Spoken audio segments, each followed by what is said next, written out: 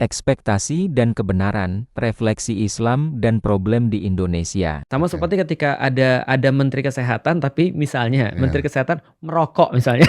Ya itu kan ya sebenarnya nggak salah juga, cuman kan Benar, secara etika Anda nggak pantas. benar nggak Oke, pantas. oke. Itu artinya orang tuh tidak bisa memprediksi bahwa dia akan melakukan hal itu. Oke. Nah, dari titik itulah kemudian kita bisa ngelihat Islam juga sama sebenarnya. Dan ekspektasi itu adalah sesuatu yang bagus.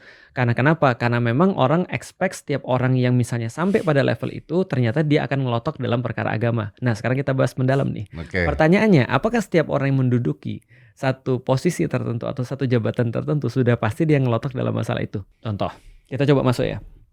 Gini aku nggak tahu ini bisa dibicarakan nggak di Indonesia. Tapi problematika orang Indonesia itu adalah orang Indonesia tuh sangat-sangat takut dan sangat-sangat takut berbicara kebenaran dan sangat-sangat pekewuh untuk berbicara yang sesungguhnya.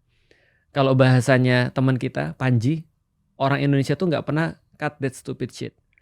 Artinya mereka terus berbicara muter tapi nggak pada esensinya. Contoh misalnya ya, kalau misalnya ada satu pepatah yang aku seneng banget nih untuk kita bicarakan soal misalnya pejabat. Mereka selalu bilang ikan tuh busuk dari kepalanya. Bahkan kemarin ketika di kepolisian ada yang ngomong bahwasanya kalau andaikan ada satu orang yang bersalah, pecat 2 tingkat di atasnya. Aku secara logik sepakat dengan itu. Kenapa? Karena pemimpin selalu akan bertanggung jawab dengan bawahan-bawahannya. Kalau Om Deddy misalnya di close the door punya bawahan-bawahan. Bawahan-bawahannya berbuat sesuatu yang buruk, meskipun mungkin dia nggak ngerti, tapi Om Deddy yang pasti nanggung salahnya. Ya pasti. Karena kita pemimpinnya. Ya. Kalau kita nggak mau disalahin, jangan jadi pemimpin Ya, kan. kita yang gitu kena kan. lah.